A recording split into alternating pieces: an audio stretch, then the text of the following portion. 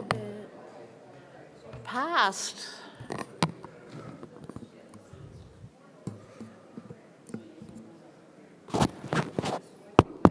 Can everyone hear me? Thank you for attending, such as you are. I am just going to get myself sorted here. If I could get the presentation up, that'd be great.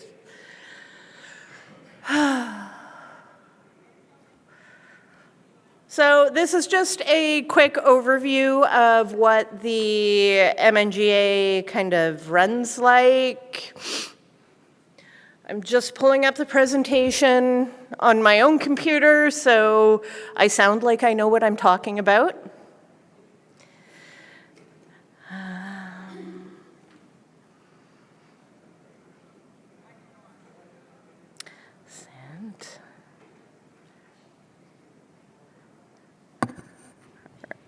Just give me 2 seconds here and we'll get this started.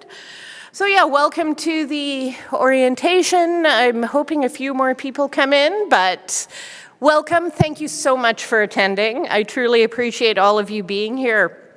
I think most of you know me. I'm Nicole Ludwig. I am the clerk of the MNGA. And I am regularly just the governance manager for MNBC. Next slide, please. So this is what we'll go through today.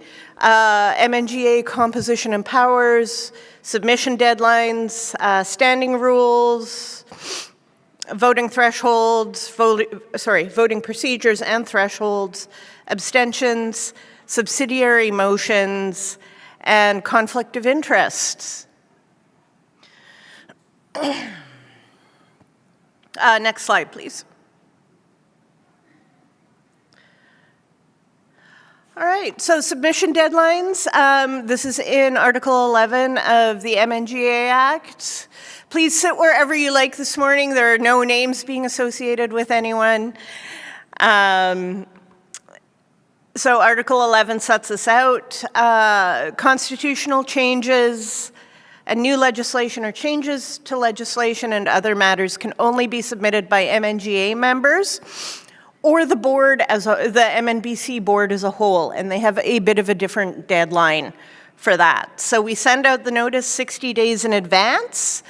The MNBC board has to submit any amendments they agree to as a collective 45 days in advance, and we publish those a bit earlier if they're received. Constitutional amendments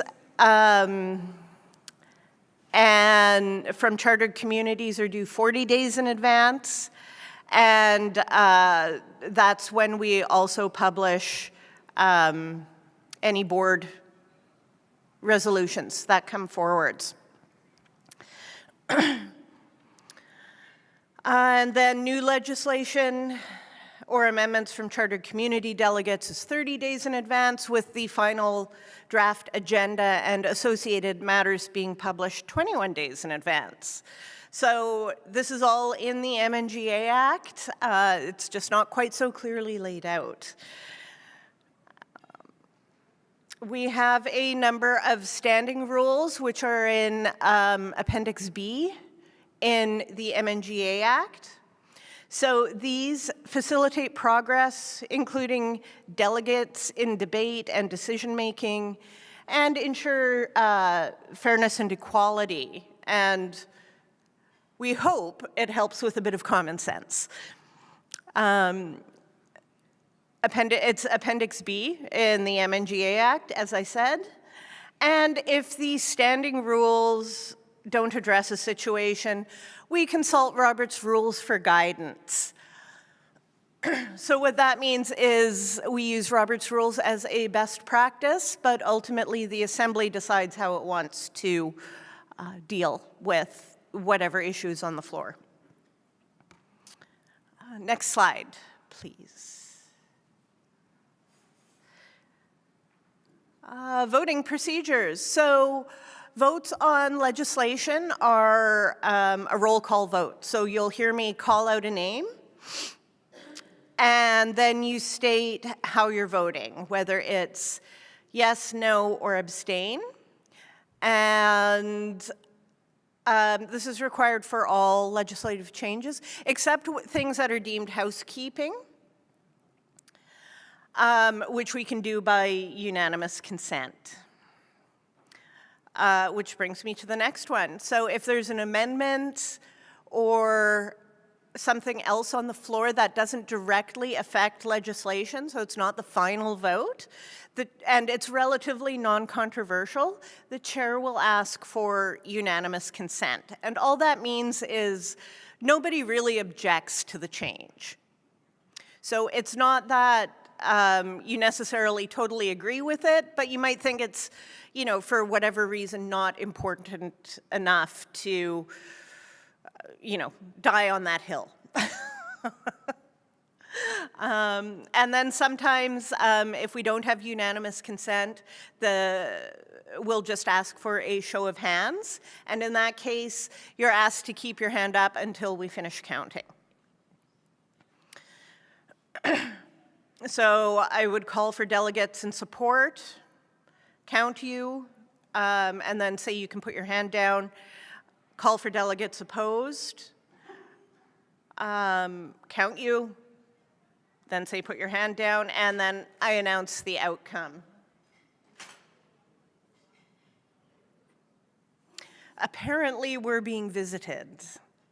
Next slide, please.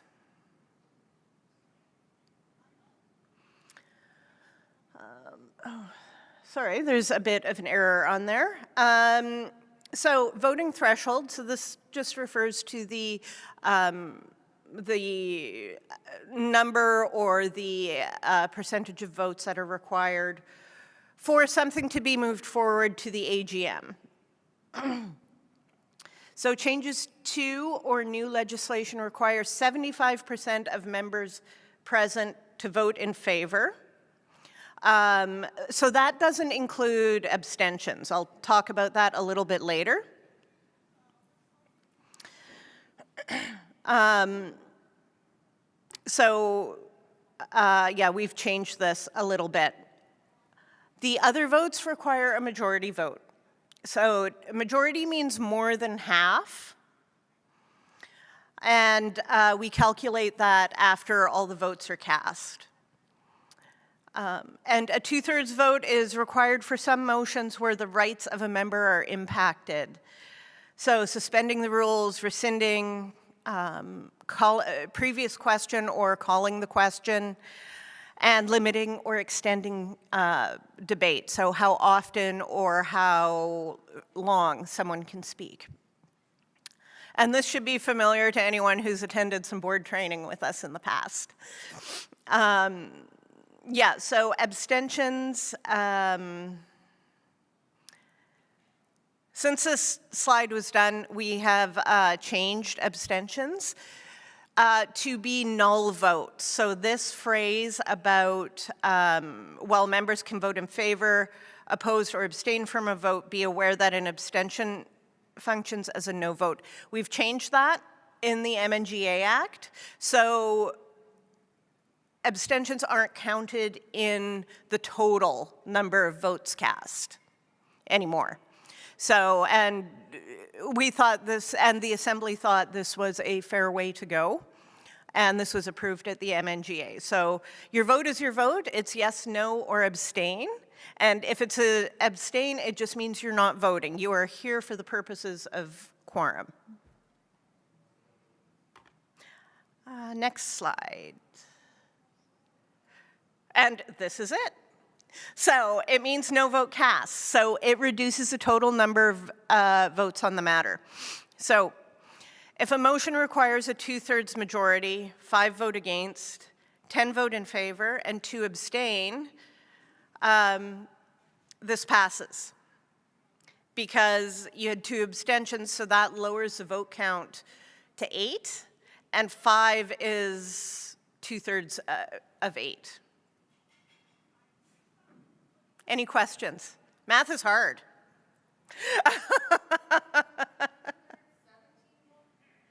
Sorry? Oh, I'm sorry. Well, yeah, so So it brings it down to 13, and it's still a majority. Apparently, I need more caffeine in my system still, so. Math is hard.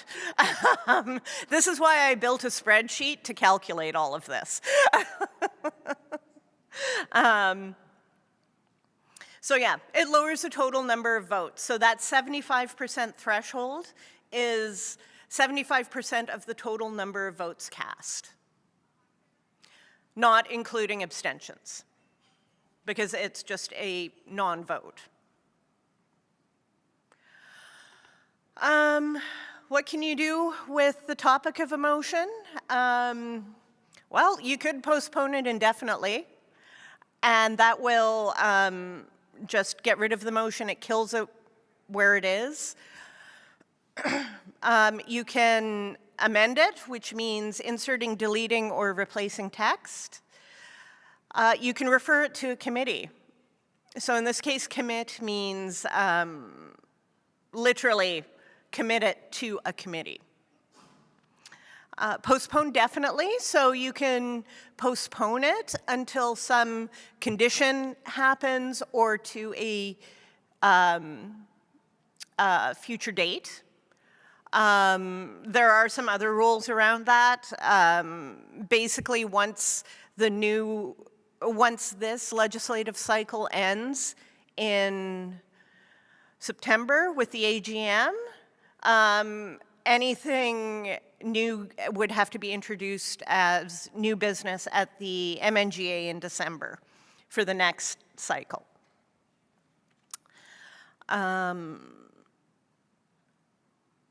Limit or extend debate. If you think debate has gone on too long, you can ask for there to be more limits on it. Previous question or calling the question. Once the motion to call the question is approved, it moves directly to a vote on the matter with no further discussion. And I'd encourage you to go through the rules of the MNGA in Appendix B of the Act, because there are some comments around this matter. You can also lay it on the table. So if you want to take a break from it, or there's something of an urgent matter that needs to be dealt with right now, this is a way to pause or interrupt the current motion so that something else can be done immediately. With this one, it's often referred to as tabling, which is not the same as postponing. Tabling means you're going to consider it at a later point in the same session. So if you put something on the table, you have to take it off the table at some point. If you're confused about something, you can call out a point of order, and the speaker has to deal with that right away.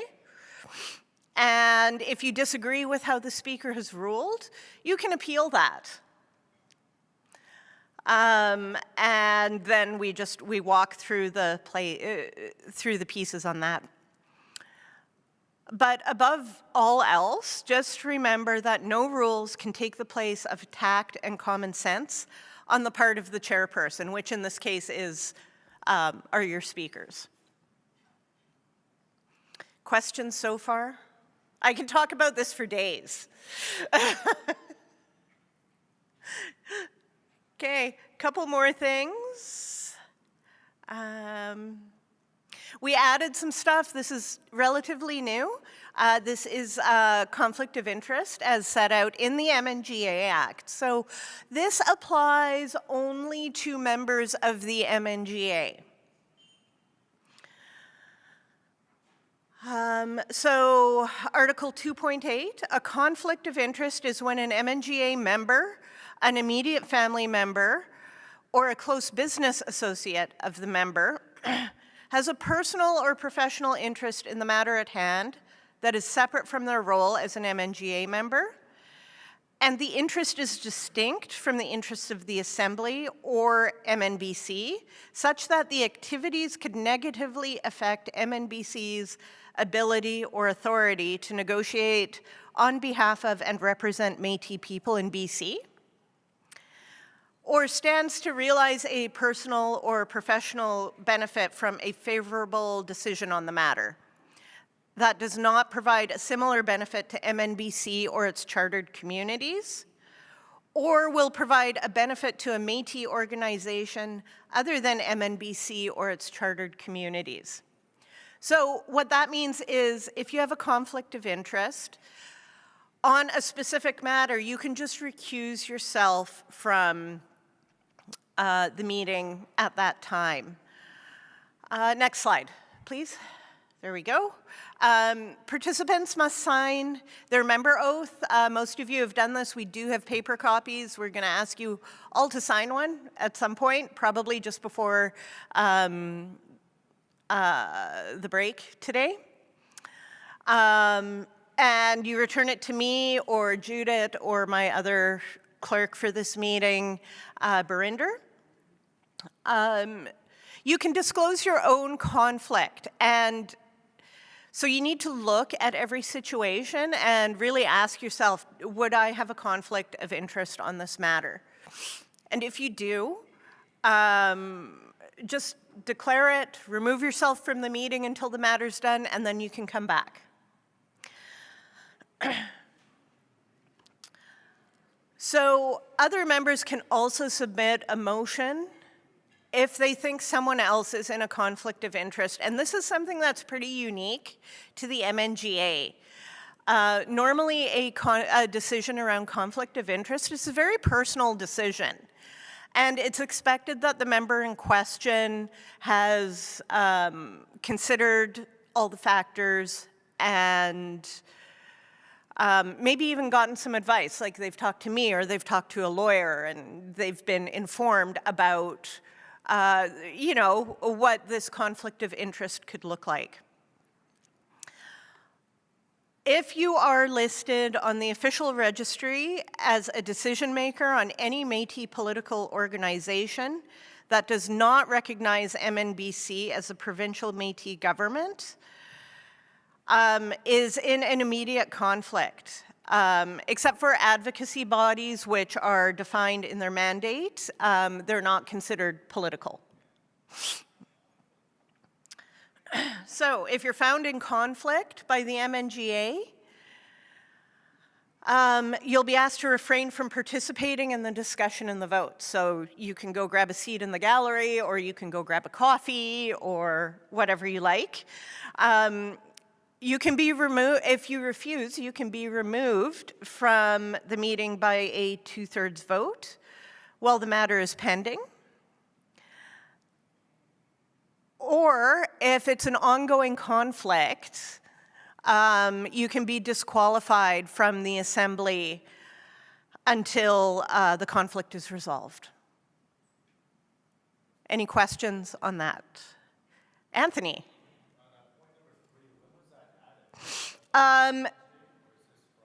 It's fairly recent. It was just ratified last year, which is why I'm doing it here. So yeah. All right, so if you disclose your, oh, sorry, someone, sorry, June.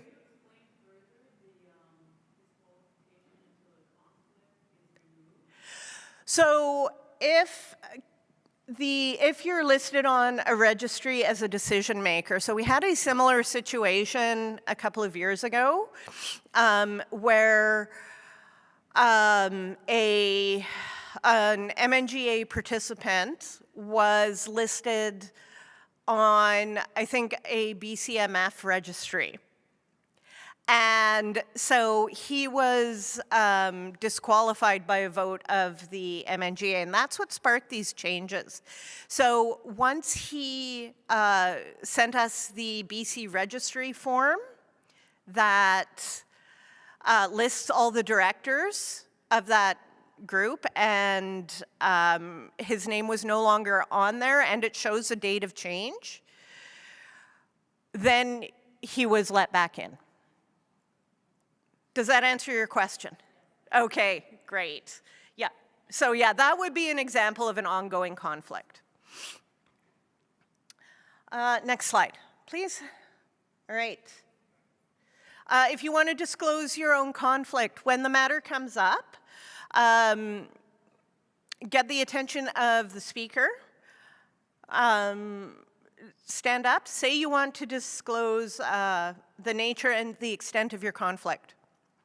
So if you say, had a contract with MNBC on a related matter, that would probably be a conflict of interest because it's splitting your loyalties, right? You have a loyalty to your private business and you also have a loyalty to MNBC as a contractor. And we do not want you to have to choose between that. So you disclose it, it's recorded in the minutes, very generally, so you don't have to give huge details.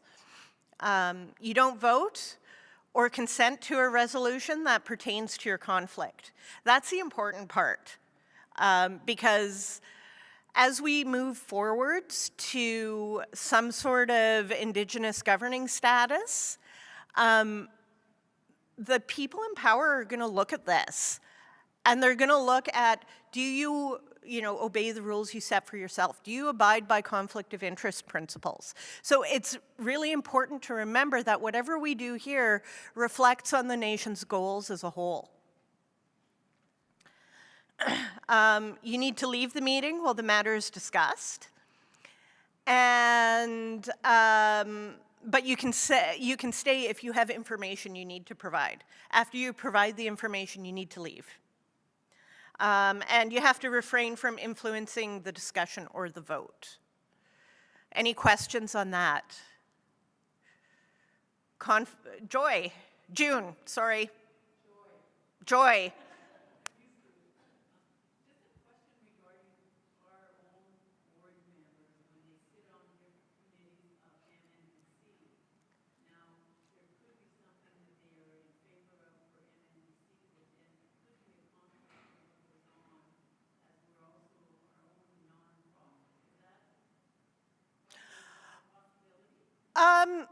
I think it would be, but if you're talking about an MNGA committee, that committee reports not to the community boards, but the MNGA as a whole.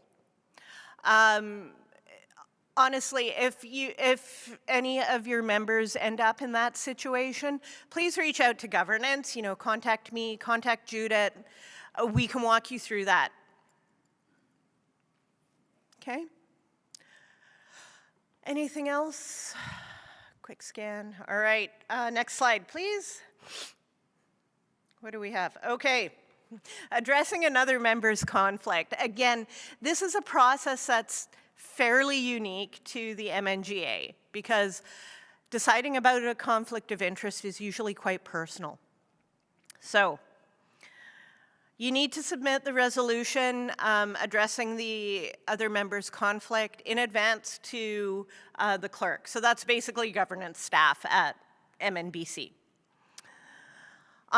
You need to include the name, position of the person, and state the nature of the conflict with a brief explanation. So this and the next box, those are all considered in the actual resolution. You need to indicate the consequence. So there's two different consequences in the act, and you need to indicate which one you want. And then you need to attach evidence. So this is really important because when it comes to the clerk, we review it, and if the claim meets the criteria, it's sent to the MNGA speakers. So that they know what's going on. Because this is coming in after all the agenda is published and all of that. So within 48 hours, about 2 days from receipt of the notice, we send the resolution to the submitter and the respondent. And that's a trigger to know that it will be put on the agenda at the MNGA. Okay? And then about 24 hours after that, so 3 days from the notice, we send it to all the community leaders so that you know it's coming up. And this gives you some time to, you know, reach out, discuss, think about it, instead of just having to decide it on the floor at the MNGA, because we felt that was a little bit unfair, and the MNGA Governance Committee approved this. So this is relatively new, again, ratified last year.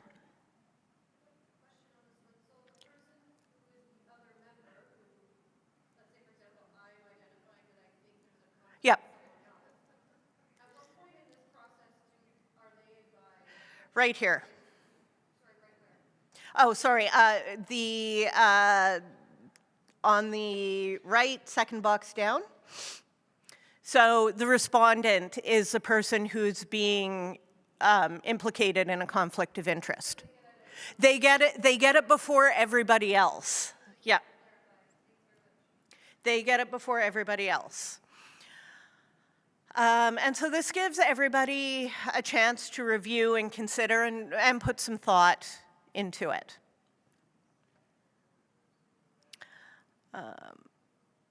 Outcomes. We do have a way to waive notice. By a 2/3 vote, the MNGA may waive notice to add a conflict of interest resolution to the agenda. The trick with that one is you still have to submit all the other information. So you have to submit the resolution in writing, you have to submit all the evidence, all of that. If you're found to be in a conflict, you must disclose your conflict of interest and then then remove yourself from the deliberations. If a member is found in conflict and does not disclose it, by a 2/3 vote, the MNGA may remove the member for the duration of the item. So that's one of the two consequences. You're removed for that item. Or if it's an ongoing conflict, the MNGA may disqualify the person in conflict by a 2/3 vote until the conflict is resolved, and this can be appealed to the Senate. So yeah, if you think the MNGA erred in this judgment, you can appeal it to the Senate. We do have MNGAs almost quarterly, so this is designed to give you some time to say if you're on the registry of another organization not affiliated with MNBC, that gives you time to go through the steps to remove it. Next slide, please. I think that's it. Any questions? Okay, we'll make sure this is cleaned up a little bit and posted on the website, so you'll be able to access it anytime. Susie? Are you able to send it to communities? I'll see if comms can do that. We can at least send out the link once it's uploaded. It's a little bit big, so I don't want to clutter people's inboxes. Any other, Danielle?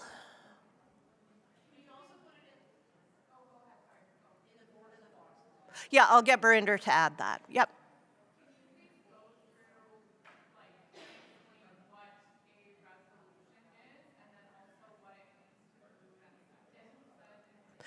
Sure. All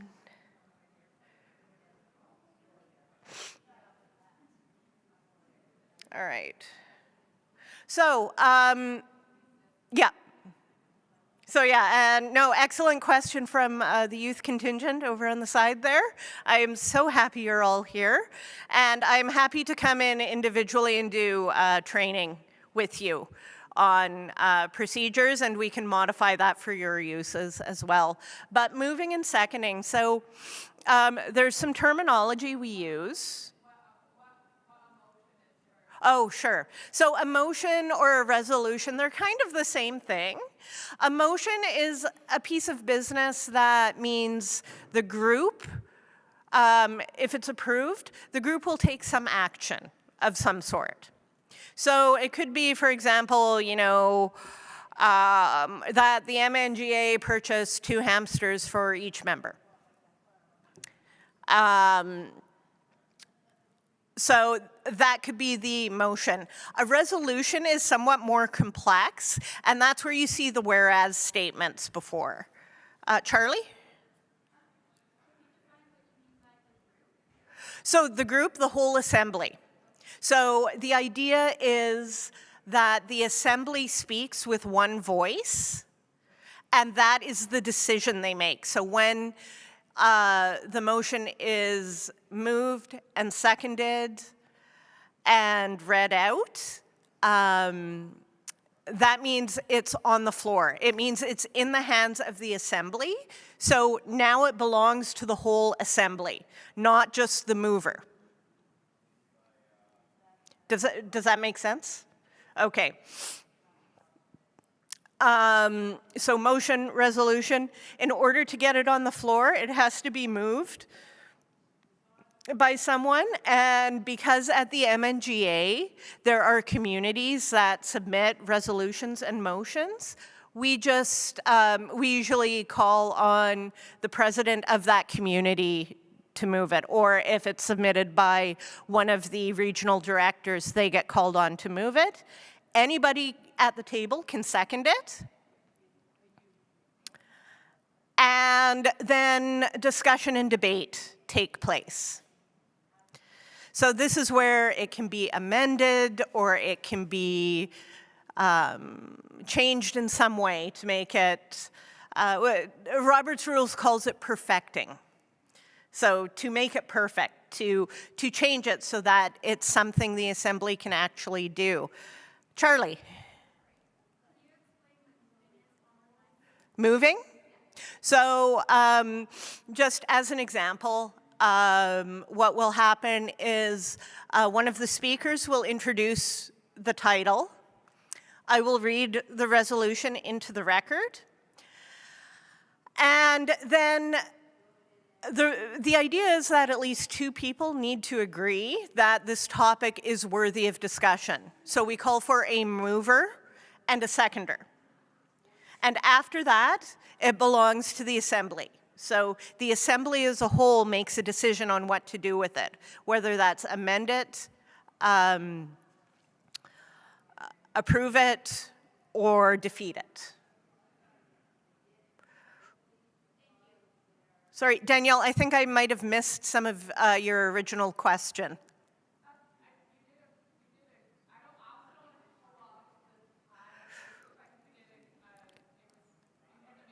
Yeah, okay, great. Excellent, I love to see those questions. Any other questions, concerns? You're welcome to come and talk to me afterwards. We are done a little bit early. Just so everybody knows, the Métis Financial Corp will be here to present at 10:15. And that will also be webcast, so you'll be able to send it to your communities later. And we did have another town hall from one of the ADMs for health from the province. However, she has injured herself and is unable to attend. So after 11:15, you get a whole 45 minutes before lunch. And that's all I have. Please come and talk to me if you have questions, and we'll go from there.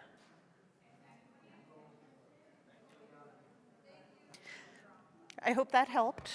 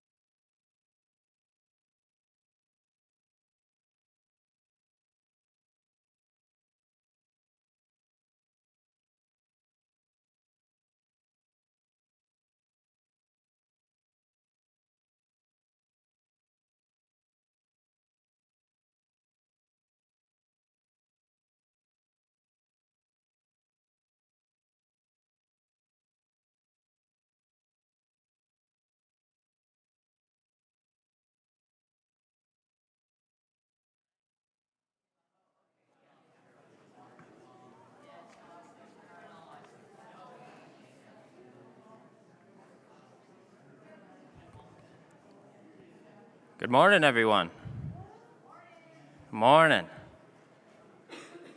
All right. I'll give a minute for everyone to get back in here from their break.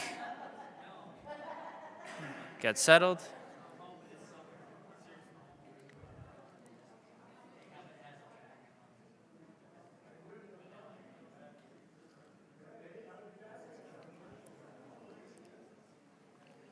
All right. Well, let's get this started then.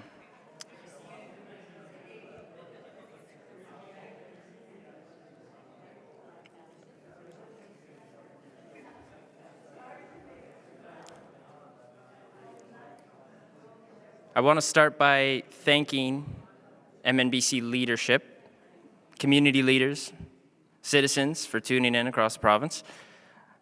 For those that don't know me, my name is Austin Houle, and I have the privilege of serving as the General Manager of the Métis Financial Corporation here in BC. It's an honor to speak to you today at the MNGA. Let's go to the next slide, please. So this is what we're going to be talking about today, a little bit about us, who we are, a little bit about eligibility, a women's program, and community lending, which I know is the exciting topic we're all here for today. So let's go on to the next slide, please. Let's start with who we are. The Financial Corp is, MFC, which is our new acronym we're trying to be known as. MFCBC seemed a little bit too long. It was established in 2017 with a clear purpose to support Métis entrepreneurs. We are a separate entity from MNBC, built to operate with a business mindset but a community heart. This independence allows us to be nimble, responsive, focused solely on economic development through entrepreneurship. Our mission is to provide trusted financial services and support for Métis entrepreneurs in BC. Our vision? To be the financier of choice for Métis entrepreneurs, and to help Métis businesses fully participate in the economic opportunities of today and tomorrow. We believe that entrepreneurship is one of the most powerful ways we can reclaim economic independence and community wealth. And it's our job to make sure that Métis citizens have the capital and support to do that. Next slide, please. What we do now. So since our inception, we've proudly provided over $20 million in funding to Métis entrepreneurs across the province. Excluding COVID, over $10 million of this is through our traditional funding. This includes just under $8 million in business loans, as well as just under $3 million in non-repayable business grants. These aren't just numbers, these are Métis businesses across industries, construction, trades, tourism, retail, forestry services. We're creating jobs, building community wealth, and proving that our nation is full of talented, resilient, and visionary entrepreneurs. But as many of you know, this is not our only program. We also, in partnership with MNBC, offer the First-Time Homebuyer Program, which was a great success again. This year we launched at the beginning of May, and the program was so well received, we had to close applications after 36 hours. We were fully committed with over double the amount of applications that we could take on and actually get into first homes, but the program has been such a success since inception, and we've put over 100 Métis citizens in their first homes.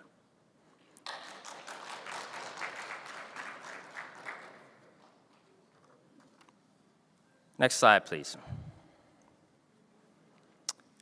So who's eligible?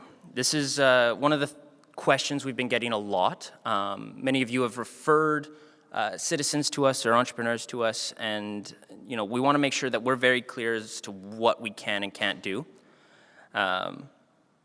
So the common question, how do I qualify?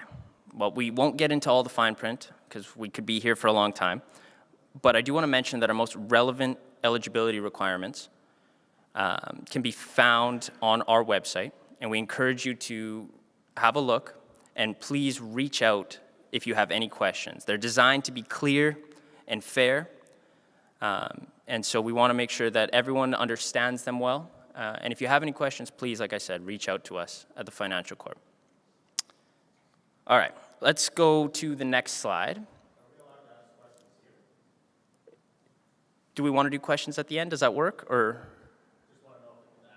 we're going to have a lot of questions at the end, so if you want to keep it in the back of your mind, and we'll go over everything at the end. We got a lot of time, so perfect. So now I'm going to invite Danica Welpton up here just to speak about our women's program that we're in the process of building.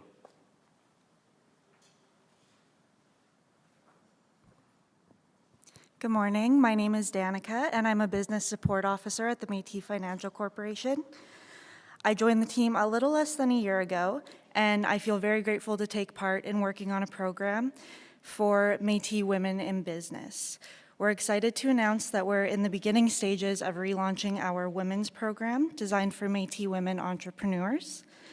This program is going to offer both lending and business support services tailored to meet the needs of women in our communities. The goal is to provide increased access to funding, mentorship, education, and networking opportunities to help women achieve their goals in business. To ensure the program provides the most effective support for your business, we have created a survey. It's available on our website. We want to hear from prospective, beginner, and experienced Métis women entrepreneurs to share their insights and help us shape a program that delivers impactful support beyond lending. If you're interested in participating in our survey, please visit our website to access the link. And thank you to everyone that's taken the time to complete this survey already. We appreciate the valuable responses that we've received so far. The survey is anonymous, so if you have any thoughts or suggestions that you want to talk to us about directly, you can contact me directly. I have business cards at our table in the front, as well as a QR code to our survey. We look forward to hearing your thoughts and ideas, and we look forward to launching the program as soon as we can. We can go to the next slide.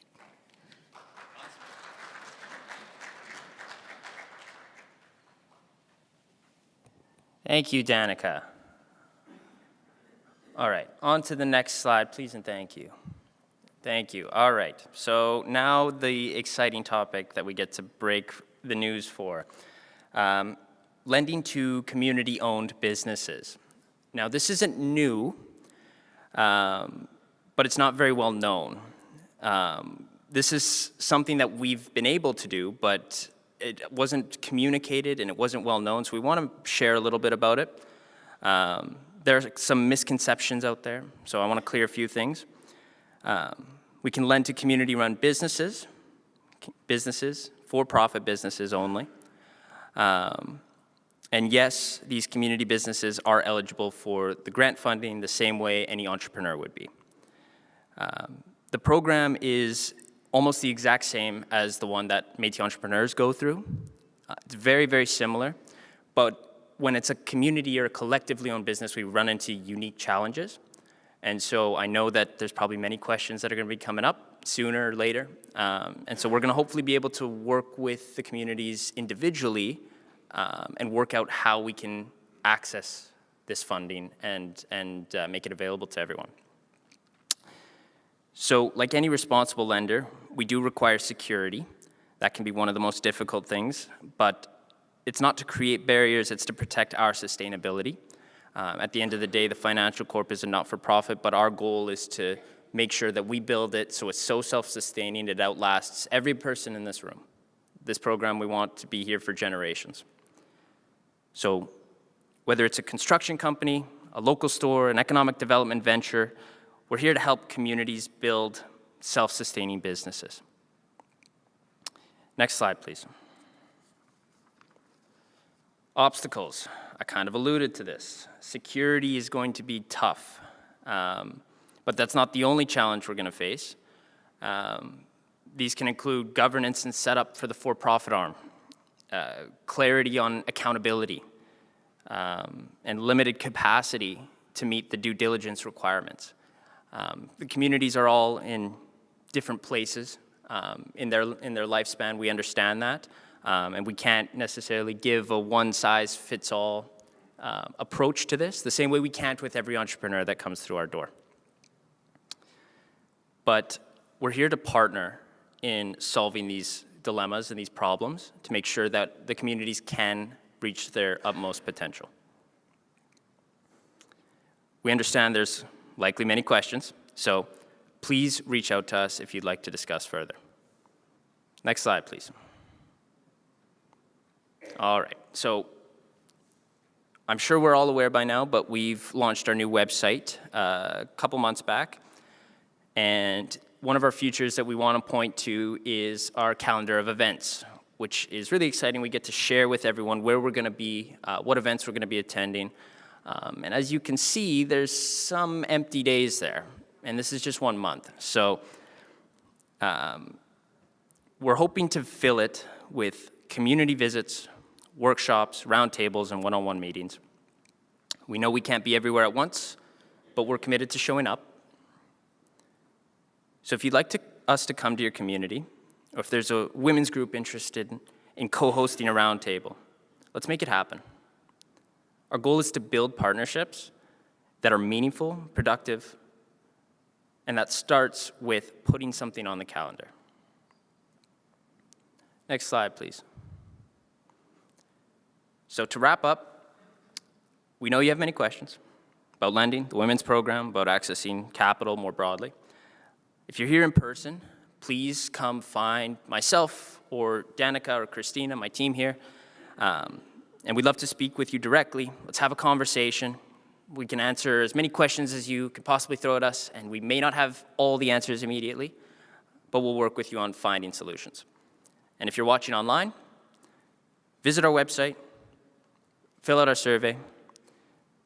If you're a community leader, reach out. Let's schedule a call, and better yet, let's schedule a visit. We want to come to you. Together, let's make sure Métis entrepreneurs and communities have the financial tools to support and thrive. Thank you. All right. Now we have a lot of time for questions, so I'll take what I can now. Yes, go ahead. Do I hit the speaker? Can you hear me? Just for particular. Well, thanks for the presentation. Tony Goulet, I'm from the North Cariboo Métis Association. And I'm just inquiring about, we've tried to access this program before, but because we're a nonprofit and not a business we're not registered as a business, we applied for funding for a thrift store, which is a social enterprise considered to be part of the North Cariboo Métis Association. So I'm wondering if there's a way that we can talk about, or how we can include being able to apply for this funding as a nonprofit versus as a BC business, because that's pretty hard to get into. You got to get a business license, you got to go through the whole steps in order to register that. But as a nonprofit, we're already registered within the province of British Columbia. We have a charitable number. I'm just wondering if that's been something the Métis Financial Corporation has considered, because we'd definitely be interested in creating a social enterprise for the North Cariboo Métis Association. So I just want to know your thoughts on that, and if there's been any discussion. I know it's business-based, I know it's individual-based, but trying to think of ways to for communities to access that funding. Yes, thank you for the question. So to answer this in short, it's not possible. And this is due to the restrictions on our funding. That being said, I would love to. It would make things so much easier, I agree. Things get so much more complicated doing it this way. But it's not about saying no and just let's move on. We're trying to propose an opportunity to work around these restrictions that are on our funding. So I know there's a process that's going to be involved in setting up a for-profit entity, the ownership, the accountability, the security. There's so many different things that are going to get in the way. And you know, every situation is going to be unique for every community. But we want to work with you on making sure that we can help you set up so you can access the funding. So that means helping you register the corporation, making sure that you're ready to go on the accounting side, making sure you're ready to go with a business plan. So the same way our entrepreneurs come to us, and we try to help them from start to finish, offer wraparound services and support them before, during, and after the journey. The same approach is going to be with the community. So we're going to make sure that we help you guys, whether it's concerns about setting up the corporation, registering GST, whatever the concern may be. We want to be there to help you, but we have to have a conversation about what that looks like and work through the difficulties that may come. So that is to say, I wish we could do it your way. I agree it's a lot easier, but our goal is to make it happen no matter the difficulties that get in the way. Perfect. Any other questions? Go ahead. Anthony Wingham with Métis Society. Thank you for your presentation, Austin. I just had a couple questions. The first thing right off the bat was the equity piece. I work with a lot of other organizations with Indigenous businesses, and it's really disheartening to see that you guys are taking 10% of Indigenous Métis businesses. The other piece of it was you mentioned that you're a separate entity and you're coming to us offering community supports. I'm wondering why MNBC isn't offering these supports. And with that community supports, are you taking 10% of that equity as well? So I'll start at the beginning with the equity. This is something that is out of our control. The same way if you look at our eligibility requirements on our website that I alluded to earlier, a lot of them seem kind of odd if you read through them and very specific. And a lot of this is due to restrictions put on us by Indigenous Services Canada. So this isn't just a struggle that we face. This is something that other Métis capital corporations across the country face, but also Indigenous financial institutions across the country face because it's a requirement. It's a requirement for the 10% equity portion. And similar to our entrepreneurs, the communities are going to need that same 10%. So this is another challenge that we're going to face because, sometimes it can get difficult to find the cash in your cash flow to make it happen. But that's something that we're hoping we can find ways around, whether it's through partnership, working together on things. Right, we talk about community-owned businesses. Why not talk about collective-owned businesses, where multiple communities are a factor or multiple owners are a factor? So long it's Métis-owned, our goal is to try and make that happen. And as for the support from MNBC, I don't want to comment on that. I'm not with MNBC, I'm with the Financial Corp. But there are a lot of MNBC representatives here, and I encourage you to ask them. Is somebody from NBC here willing to speak on that, or no?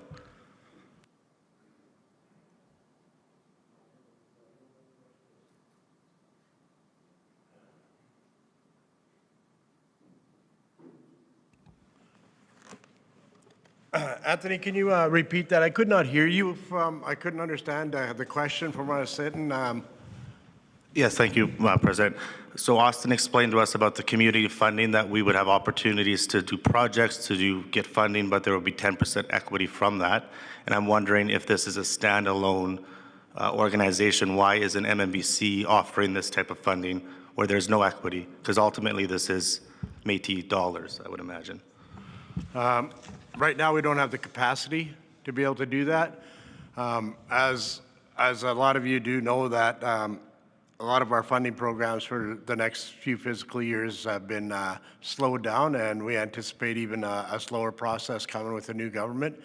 So most of our funds are tied up, as Austin has said, in the same way. We have just certain ways we're allowed to spend them within the agreements that we sign with the federal and provincial governments. So they don't allow us to do it. We don't have the funding for that right now, for that program. But hopefully maybe one day in the future that is one of our big things we want to push towards is supporting our communities more and more to be able to help them to be more self-sufficient. That is a goal of MNBC going forward, but it's going to probably come from the way things are going now. We're anticipating some of these dollars in the future coming from our economic development file as we build that up. So once we build up our economic development portfolio, we have no stipulations behind them dollars, and we can spend them and utilize them the way we feel is necessary, especially throughout our communities. So I regret at this time we just don't have the capacity or the dollars to be able to do that. Thank you for the question. Are there any other questions that I can help answer? Go ahead. Yeah, hi, David Allard, Seminar Métis Association. Thank you for your presentation, Austin. Yeah, I'm wondering, since obviously there's a lot of questions that won't be asked here, and I have tons, and I'm wondering if if I can buy you lunch today and we set up a meeting and discuss that here, or I guess MNBC buys us both lunch there, if that's okay, if we can schedule that. Of course. That would be awesome. So I do have a question. What would be MFC's suggested best practices for ownership structure? What would that look like for these for-profit enterprises? That's a great question, actually. It really depends on the type of project. We want to make sure that there's governance in place, but we also want to make sure there's accountability in place. And sometimes it can get a little difficult. I know that the communities have obviously elected positions. And so you don't want a situation where as president, you make a decision and for a for-profit company, and then, you either decide to step down or walk away from the position. The next president comes in and makes a poor decision, right? We want to make sure that we're protecting the community. But also the leaders that are making the decisions from the mistakes that other people might make. So that's why accountability can become an issue. But as for a rough sketch, as you will, as to what I think it should look like or could look like, I think we've done a lot of research into not-for-profits owning for-profits. And now for most of the communities, this will not be an issue. The only time it becomes an issue is when a community is registered as a charity. If it's registered as a not-for-profit, it can own for-profit entities, no issues. So ownership and the structure should be very simple, very streamlined. It's the accountability is where it gets tough. So that's why collaboration and collectives are going to be the way to go. Now, it also can depend on the type of business, whether it's a service-based business or something in sales. It can look very, very different, which is why I don't want to answer too specific of questions. I want to know more about what each community's ideas are. And from there, hopefully we can kind of give a roadmap as to what we need to do to get ready to be able to access something like this, but also be able to support you in building it, whether that's creating the structure, helping with the accounting side, whatever it may be. We want to support you guys in that, but we need to know a little bit more specifically about the ideas before we can tell you specifically how we would recommend to set it up. Yeah, thank you. And further to that point, would you, let's say we take a scenario, a probable scenario, would you agree that it would either be a sole proprietorship or a corporation, depending on the business and the scope of the enterprise? Would you recommend board members, I'm guessing, would be part of the shareholders of the new entity, and as well, probably at least 3 shareholders? I'm just trying to get a sense of what you think would be a starting point for considering all of this. Well, I think, like I said, the governance side is important, and I think that's where your elected members come in. I do think you need someone solely responsible for operations. The same way, here at the Financial Corp, we have our governance board and we have our team here that's in charge of making sure that entrepreneurs get the support that they need. And we don't do their job, they don't do our job, but they help guide us, and we report to them. I think that structure, very similar. I can't give you specific numbers, whether we have a board of 3, 5, 7, 9. Every capital corporation and indigenous financial institution across the country has different setups. But it depends on what works for you and for your project, right? I don't necessarily know how big every community is. Some are going to be bigger than others. Some might want to have more governance involvement. Some might want to have it smaller. It really just depends on every situation. But 3, 5, 7, somewhere in that range is, I'd say, typical if you're looking at governance. And having it be a corporation rather than a sole proprietorship is what makes the most sense for control and for tax purposes. But we can talk a little bit more specifics at MNBC's paid-for lunch. Deal. MNBC's not paying for your lunch. Austin, would the assistance of the Capital Corp around those business plans and stuff that have to be done help with the communities with the question that David had answered, I just asked, you know, would that business plan in detail present how that business is going to be run, what it's all about, how it's going to be set up, you know, so wouldn't that be one way of going around what Dave's asking, and to make sure that we have the support of the communities on creating a business within that community, because every business plan is different. And with that, it has to show, you know, your structure, you know, what your business is going to be about. So it would pretty well help answer pretty well all Dave's questions at this time, I think. But I might be wrong on that. No, you're 100% right, Mr. President. The way that our program works for the communities to access, it'll be the same for our entrepreneurs. So if you're not aware, currently our process is someone would apply to us. We'll work through them on eligibility and viability, and then we send it off for business plan. So this business plan is going to help prepare projections, financial projections for the business. So you can see, based off the information you share with the consultants, what can we expect, you know, years 1, 2, and 3 to look like in a realistic, idealistic world.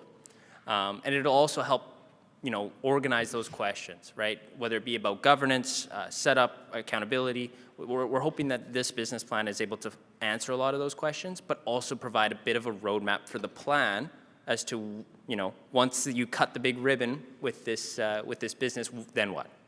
What does it look like? So the same way an entrepreneur would get a business plan that's going to be subsidized through us, the same way a community could if they were to apply as well. And also, just to having a conversation with your directors, when it comes to some of the other dollars that are available to the Capital Corp that we don't have any stipulations around, when can we expect a report on profits that the Capital Corp has endured over the last few years? Because the profits can be used in any way we would like them to use. The Capital Corp has full autonomy over the profits. They're not legislated by government.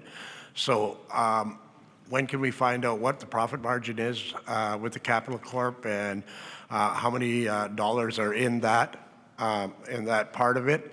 And maybe then we can start looking at how we can support the communities a little more with some of them dollars moving forward. As you know, just like any other business, they are separate from MNBC, but we would like to utilize profits to benefit our communities, to benefit our citizens, and also to make sure the Capital Corp keeps to grow and grow. And I know that's why we need a lot of them profits, is to make sure that, you know, once the agreements go with the federal government, we want to make sure the Capital Corp still stays, you know, strong and able to put loans out there for businesses and everything like that. And that's where we know that some of them profits are going to have to go. But when are we going to get a report on the profits that are available through the last few years that we've been in operation? Good question. Well, I want to just clarify a couple things. So we are a not-for-profit. So we don't have a gross profit and a net profit at the end of the year. We can roll things over, but you might be referring to restricted and unrestricted funding. What that means is once it's restricted, it's got a purpose, as you would know through any agreement with the government. It has to go out for its purpose. Once it becomes unrestricted, there's a little bit more flexibility with it. So the Capital Corp is still quite a ways away from self-sustainability. So that's the biggest concern, is we have to be mindful of that when making any decisions with our restricted funds. Unrestricted funds, sorry. As for a report on it, I can make sure that MNBC is up to date and aware as to what's going on. But we're hoping that we can find a way to grow a stable, unused portfolio the same way that they did in Alberta, the same way that they did in Saskatchewan, and the same way that they did in Ontario at their Métis capital corporations, to become self-sustaining. And that took time, it took planning, it took proper investment and use of dollars to ensure that we build equity as well as a portfolio that will replenish itself over time. Now, that number is larger than people think, and the reason it gets large is because the average deal starts to get bigger. With every year that goes by, we see the average deal that an entrepreneur applies to us for gets a lot larger. There are many factors that can affect this, obviously, with the economy. So we just want to make sure that we're responsible with it. But we'll make sure that we report to MNBC on how we're being responsible with that funding and ensuring that it's going to the right place. And just for clarification, unrestricted funds are dollars that we get back in what I call profits, but unrestricted funds are money that we have, what the capital corps bringing in, and after after they've spent the original dollars the way they were allocated for, the dollars that come in after the fact are unrestricted and have you guys are able to make the decision on how those dollars are spent without having to be dictated by our federal funders, right? Of course, yeah. So once we were to lend out funding to an entrepreneur, as they were to make some payments back to us for their loan, obviously a portion of that's going to be principal, a portion of that is going to be interest. Now, as for the principal portion of it, everything that gets paid back in principal, we are putting directly to the loan capital that we have, because we need to replenish as much as we possibly can. Now, what we have to keep in mind, like I said, is with the growth of the average deal, we actually have to take some of the interest money and put it there as well. Just to grow our unused loan portfolio, to make sure that we can support entrepreneurs. Because the last thing we want to do is have entrepreneurs come to us and we have to say, sorry, we're out of funding. That is the last thing we want to do. So we want to make sure that we're responsible with it. But that's a gist of how it works. If you'd like to know more, Mr. President, we can include something in a report to MNBC, or I'd love to have a discussion with you. Perfect. Any other questions? Paulette. Yeah, good morning, everyone. My name is Paulette Flamond, Region 7 Director. I sit on the Capital Corp as a designate for MNBC. As well, my primary role in this government is as the Minister of STEPS. So all of my fellow board members who are gathered in this room today, and Austin and his staff, can attest to how much I speak, I think, at every meeting about supporting our communities. And thank you, Anthony, for that question leading us off. Because I always say, I mean, it's an easy quote, we need to teach our communities how to fish. And I know that each one of the directors, probably in this room, we have a community that is doing great in terms of entrepreneurship. And I can only speak about Fort St. John because that's the community I come from, and know that they are doing extremely well in all their business ventures. So we've been having meetings with STEPS and Economic Development and Austin and his team about looking at starting a process of doing an economic development plan for the communities that want it. And in British Columbia, all First Nations have that done for their communities. So not saying that every one of you that run your presidents of your community want to do business, but for the ones that want to, we need to have a process at MNBC to be able to support them. The unrestricted funding, that needs to take a look at as well. Because if we're doing the ECDEV plans for our communities and we're not forwarding any resources to the community to help start the businesses, we're really not doing the complete job. So as I continue to sit at this table for the next 3 years, 3 months, whatever, I'm going to continue at both the Financial Corp and our MNBC table to be able to do it.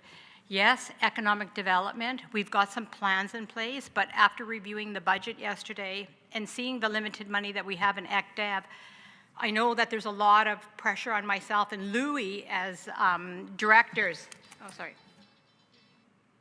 as directors to be able to help with the economic development plan of MNBC, because as we know, when we have our own source revenue, we can do whatever we want with that and be able to help our communities. So as an entrepreneur myself, and becoming an entrepreneur probably when I was around 13 years of age, so I've had around 20 businesses in my life, I really believe that I was taught as a Métis person that you either go to school and get an education, or you become an entrepreneur.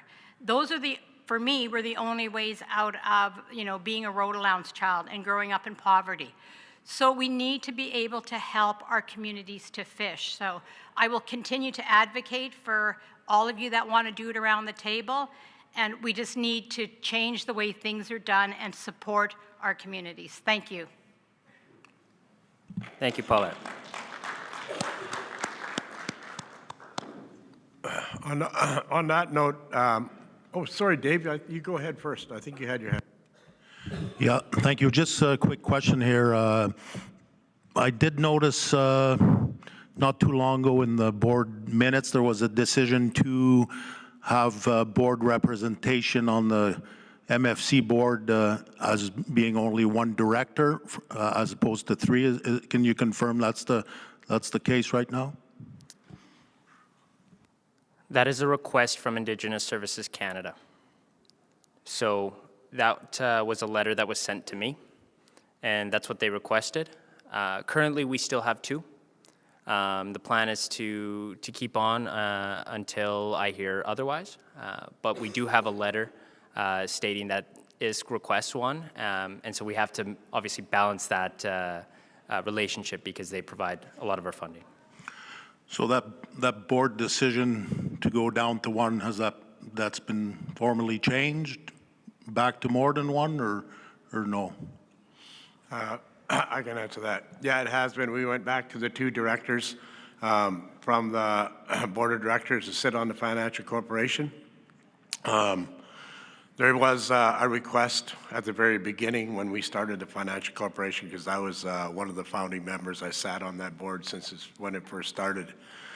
At first, they didn't want any board of directors from MNBC. They wanted it completely separate. We didn't agree with that format, and we put in requests to the federal government to make sure that we were allowed to have at least two. That was accepted. And we would like to keep it with the two board of directors sitting on the Capital Corp as part of that team. One of the things about that is we're fighting right now towards self-government, self-determination. And part of that is governing ourselves and making our own rules and regulations around our governance and our structures and our businesses that we own and operate. Métis Financial Corporation of British Columbia is owned by MNBC. We are the sole proprietors of it, and the board of directors with MNBC can stipulate the amount of board members that sit on there. The request from the government, it is all it is a request.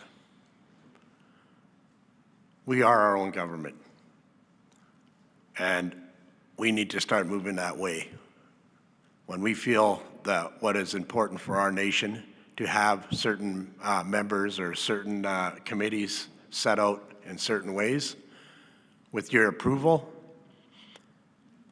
that's the way we want to move forward. We don't want to be dictated to and how we can govern our people. It has to come from here, from this group, from our leaders across the province. And if we bend on that, we start, the governments start deciding everything we're doing and how we're doing it. They do it already. And these are just small steps that we've been taking in the last while to assure not just our citizens and our community leaders, but provincial and federal governments that we are a government. And we are fighting towards self-government and self-determination. That is part of our Section 35 rights.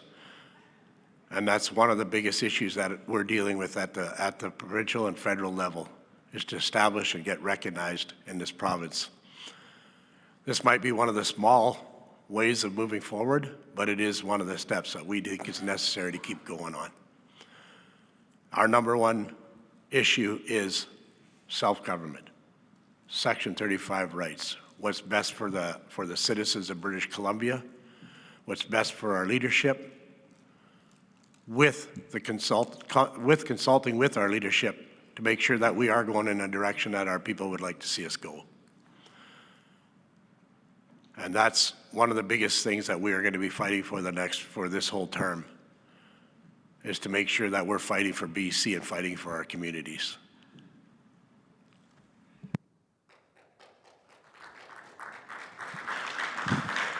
Thank you, President Minot. Very comprehensive answer to my question. Thank you. Perfect. Any other questions before we get out of here? Yes. Thanks, and Tony, again, thank you very much from North Caribou Métis. I'm just trying to wrap my brain around how we as community organizations can develop business plans and how we can do that, because there is costs associated with that. There's all kinds of things that as organizations and people we don't have. Like seriously, we don't have $10,000 or whatever, $5,000 to invest in a business plan. So I'm just trying to figure out how we can streamline a process where we're able to maybe ask for a loan in the amount of that, so we can begin our consultation or develop a business plan that we're able to move forward with, and then apply again to the Métis Financial Corporation to have that business plan funded. If you know what I'm trying to say, I mean, is there an opportunity for us to say, and I'm not looking. I've done some business plans and some research, and they go anywhere from $5,000 to $10,000, depending on what your business is and where you want to structure it and how you want to do it. So that's the downfall, I think, for communities to begin to get that, is developing that business plan. So I'm just trying to figure out a way how we can front those costs up front so we can do it. We talk about entrepreneurs. Communities are entrepreneurs. They've always been entrepreneurs. They've just been there, right? They haven't had a business plan, but they're entrepreneurs and can come up with that fantastic idea. Mm-hmm. And I'll use Quesnel, where we had a thrift store which was thriving, and we hit COVID, some bad times, and you can't sustain it anymore, so it had to close, right? So nobody wanted to fund those types of things, right? But it was fantastic for the community. The proceeds went back to the community, and it was a great business venture and a great way of supporting our local community. So just your thoughts on how we can get those upfront costs. Yeah, so I just want to make sure I'm very clear on our process. Like I said, the same process for entrepreneurs is the same process the communities will come and face if they were to apply. When you first apply, you are going to work with our team, and we're going to work on viability and eligibility. So this is asking the early questions, which sometimes you have the answers to and sometimes you don't, and that's okay. That's okay. Every entrepreneur is going to be in a different spot. But the next part is sending you to work with our consultants. So we do subsidize 75% of the business plan, and to every entrepreneur that comes through our door right now, the cost to them of that 25% is less than $500. I believe it's $400. So that is the minimal upfront cost that would be faced. But what we do at the Financial Corp is we'll take that $400 and we'll say, well, we don't want to make you cut us a check. We don't like that. We don't want to make entrepreneurs who are asking us for funds give us their money. That's not what we're really aiming to do. So what we do is we add the remaining amount to the back end of the loan. So up front, to apply, get a business plan, and go through our process, it doesn't cost the corporation, or it doesn't cost the community anything. The cost associated with it, we can say, is the 10% equity, which, depending on the situation, we can find ways to work around. But I want to have those conversations one-on-one when I know a little bit more about the specifics of projects communities are approaching us about. So hopefully that answers your question about access to these business plans, and how we're trying to make it accessible to every entrepreneur, because not every entrepreneur can afford to put that money down right away. So that's how we try to mitigate it with our entrepreneurs, and we do the exact same thing with the communities.